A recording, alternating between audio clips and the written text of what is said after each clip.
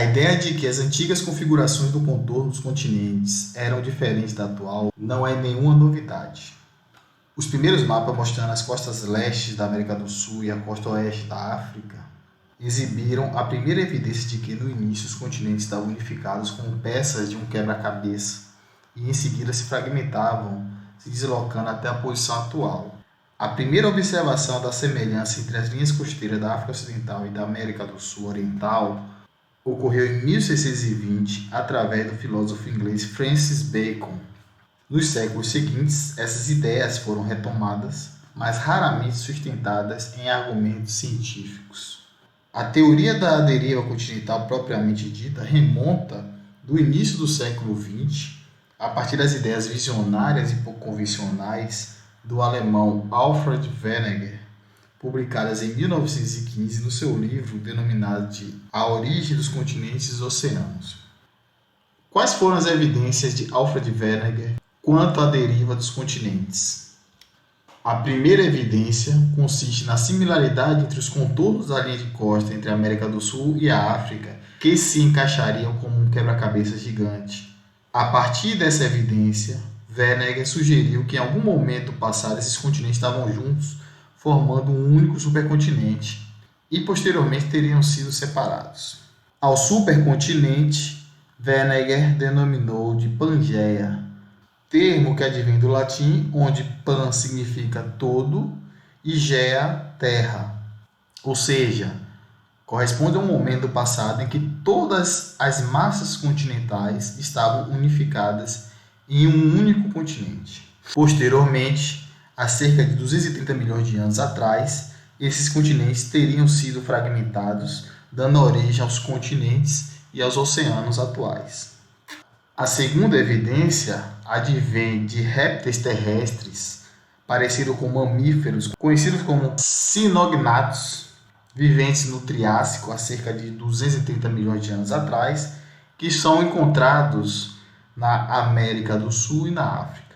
Outro tipo de réptil terrestre, ancestrais dos mamíferos, conhecido como Listrosaurus, viveram há 250 milhões de anos atrás e foram encontrados na África, na Índia e na Antártida. Os fósseis da flora Ossopteris, um tipo de gimnosperma primitiva, foram encontrados em depósitos de carvão durante os períodos Pensilvaniano e Permiano, entre 320 e 250 milhões de anos atrás, em todos os 5 continentes do Gondwana. Com base na presença desses fósseis vegetais, entende-se que os atuais climas da América do Sul, África, Índia, Austrália e Antártida variam de tropical a polar, ou seja, são climas muito diversificados para manter o tipo de flora. Assim, Wegener concluiu que esses continentes, hoje amplamente separados, estiveram juntos em um mesmo contexto climático e latitudinal. O Mesosaurus, um réptil de água doce, cujos fósseis foram encontrados em determinadas regiões do Brasil e da África do Sul, em rochas do período Permiano, há 300 milhões de anos atrás. Como a fisiologia dos animais de água doce são diferentes daqueles viventes em ambientes marinhos, é difícil imaginar essas espécies atravessando o Oceano Atlântico e encontrando um habitat semelhante ao anterior. Portanto, é mais lógico concluir que o Mesosaurus viveu em lagos, que foram áreas comuns aos continentes unificados da América do Sul e da África. Assim, se os Mesossauros pudessem atravessar o Oceano Atlântico nadando, ele poderia ter cruzado outros oceanos e se espalhado amplamente. O fato de ele não ter se espalhado sugere que esses continentes estavam conectados naquele tempo.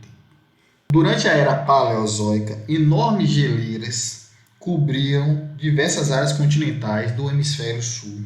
A presença de camatitídeos, ou seja, nome dado aos sedimentos depositados pelas geleiras, e de estrias nos substratos geológicos, como mostrado na imagem, são evidências dessas glaciações.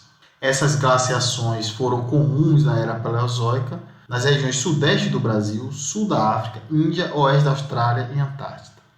A presença das estrias são indicativas das direções dos movimentos das geleiras e sugerem que naquela época grandes porções de terra situadas no hemisfério sul, como mostrado na imagem, estariam submetidas a um clima glacial, totalmente diferente da situação atual, onde os continentes estão separados. Já as rochas sedimentares e fósseis do hemisfério norte, que possuem a mesma idade, não apresentam essas evidências de estrias e sedimentos depositados diretamente pelas geleiras. Atualmente, todos os continentes, exceto a Antártida, estão localizados próximo à linha do Equador, conforme mostrado na imagem, sob climas tropicais a subtropicais, o que inviabiliza a ocorrência dessas evidências na posição atual dessas massas continentais, e sugere que esses continentes estavam juntos há 300 milhões de anos atrás. As sequências de rochas marinhas, continentais e glaciais depositadas entre 320 a 250 milhões de anos atrás, do Pensilvaniano ao Triássico, são aproximadamente as mesmas dos 5 continentes que perfazem o Gondwana. Entenda o Gondwana como a unificação dessas massas continentais no hemisfério sul. A exemplo da América do Sul, a África, a Austrália, a Antártida e a Índia. Mostrando que apesar de hoje essas terras emersas estarem posicionadas em ambientes e climas diferentes, no passado esses continentes estavam unidos em um ambiente geológico similar, evidenciado pela sequência estratigráfica das rochas semelhantes.